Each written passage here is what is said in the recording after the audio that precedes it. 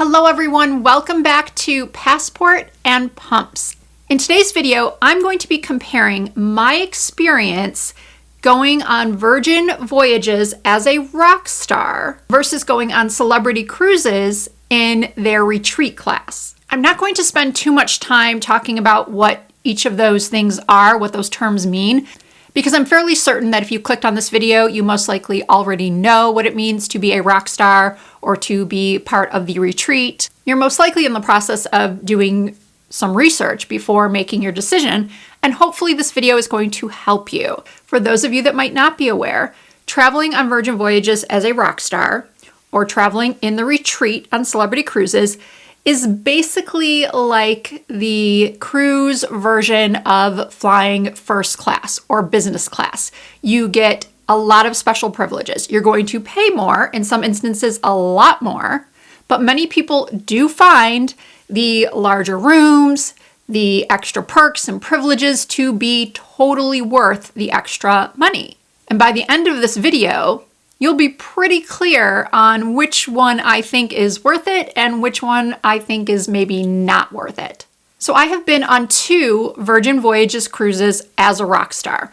My first one was a New Year's cruise, 2023 into 2024. I went with my husband, my 2 kids, who at the time were ages 19 and 21. And we were also with my sister, my brother-in-law, her 3 kids, who are around the same ages as my sons, and then my cousin's daughter, who was 18 at the time. Virgin Voyages is an adults-only cruise line. You do have to be age 18 or older. And then I did a Mediterranean cruise on Virgin Voyages about a year ago, last August. My husband and I went on a week-long cruise with some friends of ours out of Barcelona. On both cruises, we stayed in what's called a Brilliant Suite. It's definitely very spacious. I would say my favorite part about this room was the bathroom. I loved the shower. I loved how much counter space there was. What I didn't love was the closet. I'm someone who brings a lot of long dresses, maxi dresses. And because of the way the closet is set up, there's really no way to hang long items without having to fold them over. So that was kind of a bummer, but that's a very niche problem to someone like myself who, again, wears a lot of long dresses. There is the signature Virgin Voyages hammock out on the balcony.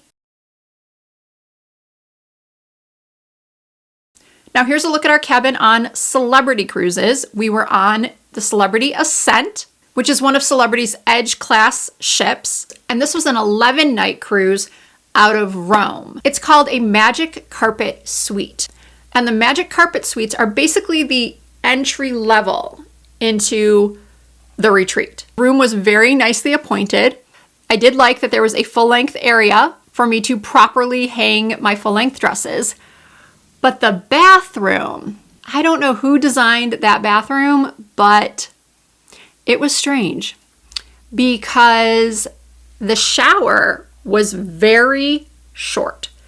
I'm 5'7", my husband is 5'10.5", and I truly think that anyone over 6 foot tall would struggle in that shower. And it is a combination shower bathtub, whereas on Virgin Voyages, it's just a shower. There's no bathtub, at least not in the Brilliant Suite.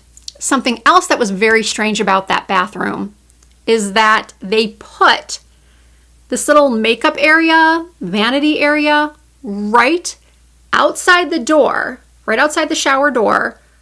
And who wants to be doing their hair and makeup in a hot and humid bathroom? I don't know about other couples, but in my relationship, I need a lot more time to get ready. So I take a shower first, and then I do whatever I need to do in the bathroom. And then I go out of the bathroom and I set up a little station outside of the bathroom to do my hair and my makeup. On Virgin Voyages, there was a vanity outside of the bathroom where I could sit and do my makeup. Because how am I supposed to be in the bathroom doing my hair and makeup with my husband in the shower and it's steaming up, and then you can't even get into the shower without banging into the person that would be sitting in the chair? And if you're not familiar with what the Magic Carpet is, it is a moving restaurant slash bar that hangs off the side of the ship and travels up and down the side of the ship. I do have a YouTube short that shows you exactly what I saw outside my window when the magic carpet was being raised. Out of the 11 nights we were on that ship, that was the only time I ever saw the magic carpet move past our room. Most of the time it is on, I think, deck 14 or deck 15, either the pool deck or the one below or above. I can't remember. My husband and I actually never went into the magic carpet to have a drink or have dinner because everybody we talked to said that it was so incredibly windy in there, windy and cold. However, they did use the magic carpet as an area for everybody to disembark when we were in, I think it was Mykonos. That was the only port where we had to take a tender. And we all exited onto the tenders through the magic carpet. And then when we left Mykonos, that is when they raised it, and I just happened to be in my room at the time and videoed it. And I think that's probably one of the reasons why it is less expensive than some of the other retreat suites, because, I don't know, maybe people think that it will be annoying to have the magic carpet constantly moving up and down. But like I said, it only happened one time on an 11-night cruise, and it was like at 5 o'clock in the afternoon. So I would definitely book a magic carpet suite again. So I think that fully covers the differences in the rooms, but I want to back up a little bit and talk about the embarkation process. I will say that Virgin Voyages is the winner when it comes to the embarkation process. They have a completely separate area for Rockstars, and it was seamless. Everything went so quickly. They check your passports, they take your bag, they put you through security, no lines, nothing, got right on the ship, easy peasy. However, with Celebrity, that was a mess, at least for our cruise and in our experience. We had a car service drop us off at the port in Cetavecchia. I won't even try to pronounce the name of the city. And there was no signage for retreat guests. Whereas for Virgin Voyages, you could not miss the signage. It was very, very clear. So we did have to go up to someone and ask, where do retreat guests check in? Not because we were trying to be snooty, but because we were told that that was part of what we were paying for, is that we get expedited check-in. It should be easier, faster, more efficient. And that was not the case. We found someone who claimed to be for retreat guests. He checked our names off and then told us to get in line for somebody to check our baggage, to put the tags on the bags. We kept our roller bags and our personal items, but we had 2 large suitcases that we wanted them to bring onto the ship. And we were in this line with everybody, which normally would not be a big deal, but we had just seen another couple go up to the same person. He checked them off as retreat guests. He called somebody over to immediately take their bags and have them go off somewhere else. And so I said to the guy, I said to him, okay, but why did that other couple not have to wait in the line? They could just go forward. And he was like, oh, I don't know, let me go check something. So he walks away and he never comes back. So my husband and I are like, well, let's just get in line, I guess. So we waited in this outside line, not a big deal. And then we got inside and we did see the area for the retreat. And they took just a couple of seconds to check our documents.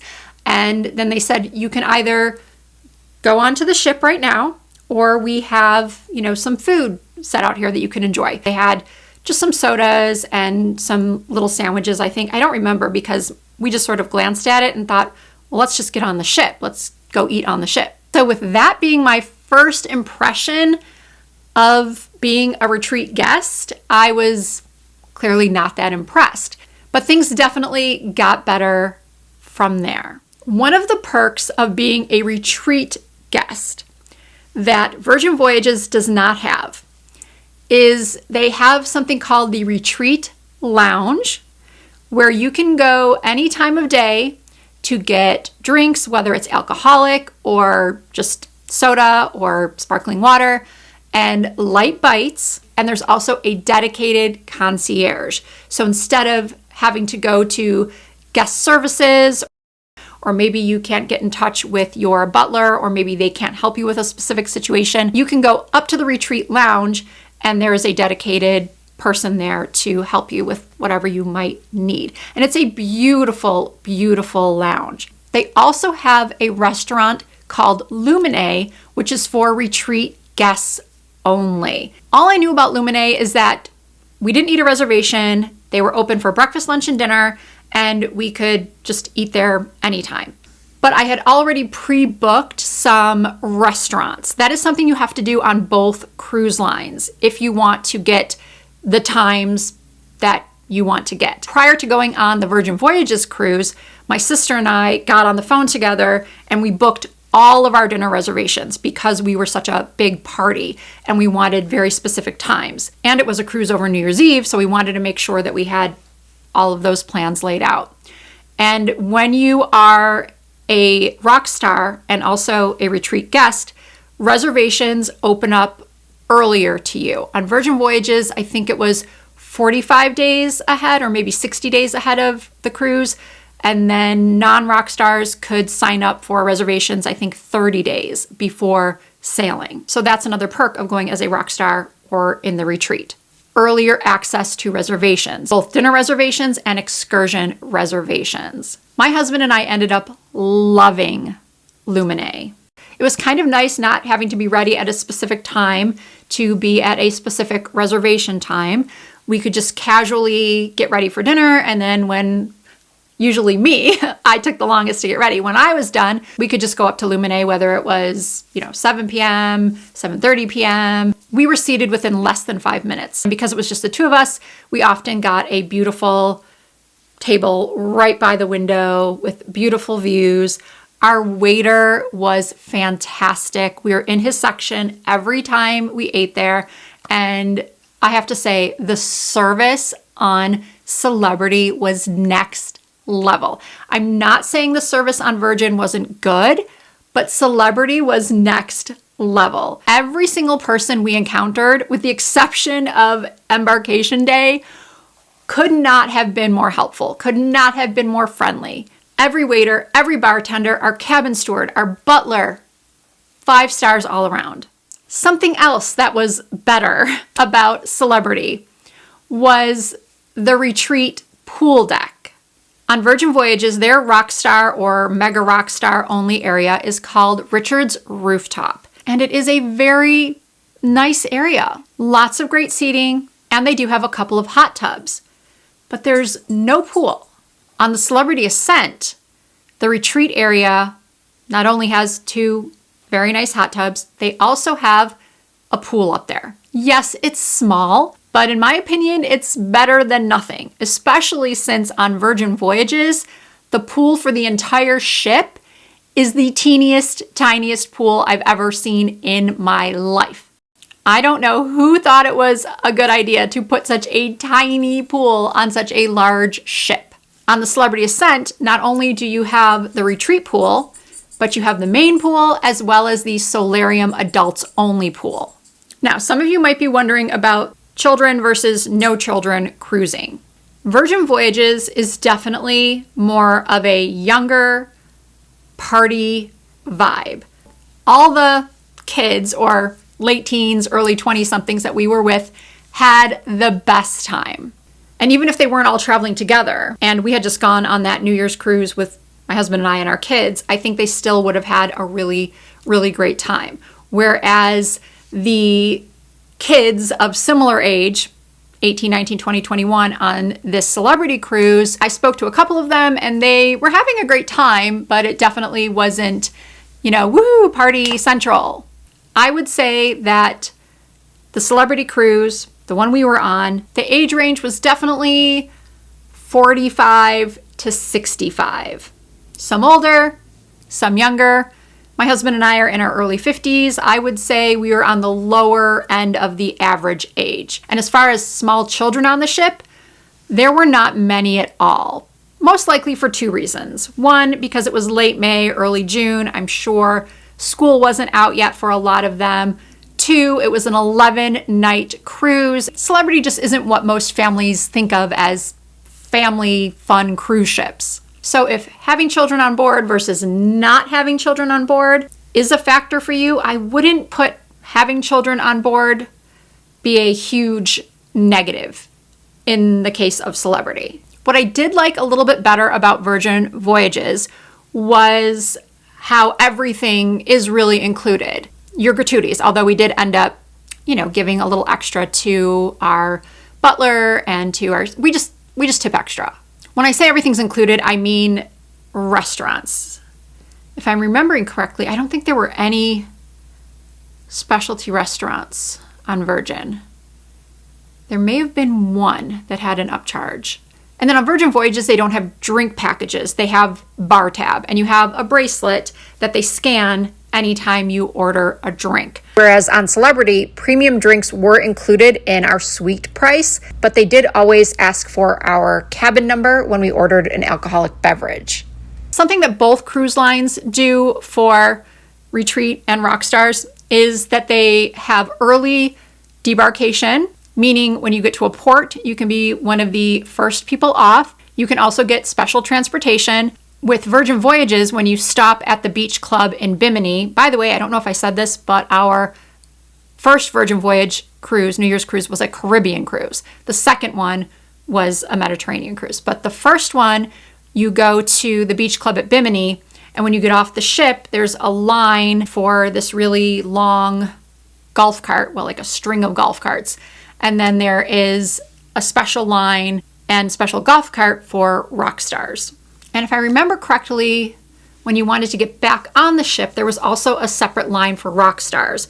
Whereas with the Retreat on Celebrity, there were no special lines for Retreat guests. Although I will say, when my husband and I were heading back to the tender to get back on the ship in Mykonos, the line was extremely long.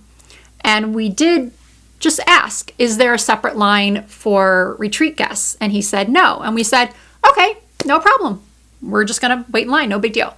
We just thought we'd ask. A few minutes later, somebody from Celebrity comes up to us and asks, are you in the Retreat? And we said, yes. And he said, come with me. And he does take us to the front of the line and we get on the tender. And I told my husband, I think they did that for us because we didn't, make a fuss over it. So these are my final rankings. I took points off for the poor embarkation experience with Celebrity. I took points off for both cabins, Celebrity because of the low shower head and poor placement of the Vanity, and I took off a point for Virgin Voyages due to the lack of space for those long hanging items. I did find that our butler was a lot more attentive on Celebrity and just seemed to be more available overall.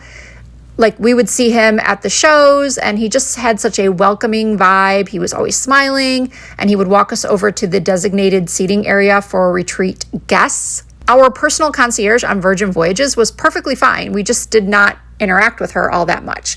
And that might be because I don't find us to be very demanding people, so we weren't asking for a lot of things. As far as the amenities go, Celebrity absolutely takes this one. From the beautiful Lumina restaurant to the Retreat deck actually having a pool and the very convenient Retreat lounge. They just offer a lot more for the sometimes double the money you pay above and beyond the standard cruise fare. When it comes to the food, I thought Celebrity won this one as well. I didn't find the food on Virgin Voyages to be terrible, but honestly, every time my husband and I sat down for a meal on our Celebrity cruise, we commented about how good everything tasted. So in my opinion, the Celebrity Retreat is 1,000% worth the money, and I would definitely do it again. So I'm trying to think if there was anything else. Being that this video isn't really a comparison between the two cruises, it's just supposed to be a comparison between the two levels, I guess, if you want to spend more to be a rock star or to be in the Retreat. But of course, let me know in the comment section if you would like a bit more of an in-depth comparison. I do already have a video dedicated to my experience on Virgin Voyages, the first cruise that I took over New Year's in the Caribbean. That one is on my Risa Does Makeup channel, but I will link it in the description box of this video. So since that video already exists, what I can do, if you're interested, is make another video specifically about our 11-night Mediterranean cruise. But I think as far as today's video and the comparisons between, if you're willing or you're interested in spending a little bit more, is it worth it? Which one is worth it? I would say that I think I would still want to go Rockstar if I were going to go on Virgin Voyages again, because I've gotten sort of used to all of those extra perks. But to be really honest with you, I don't know if I would take another Virgin Voyages cruise, but I definitely think I would do Celebrity again. Or I've heard a lot of good things about Viking cruises as well. Don't get me wrong, I had a wonderful time on all 3 cruises, the Virgin Voyages cruises and the Celebrity cruise, because of the people I was with. That is truly what makes a vacation fun. Yes, the location, the service, the food, all of that is important, but the most important thing is that you're traveling with people you love and have fun with. If you have any questions, please do not hesitate to leave them for me in the comments section. And if you have any friends or family that love fashion and or luxury travel, please refer them to my channel, Passport and Pumps. And I hope to see you all in my next video.